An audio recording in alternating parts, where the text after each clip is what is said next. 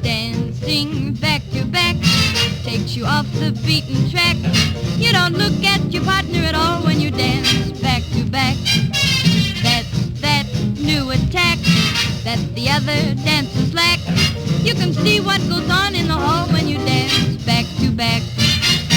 Your partner won't see you make eyes at who dances by. Your partner won't mind it, he's doing the same. That's why you must dance back to back. Let me place you in the pack.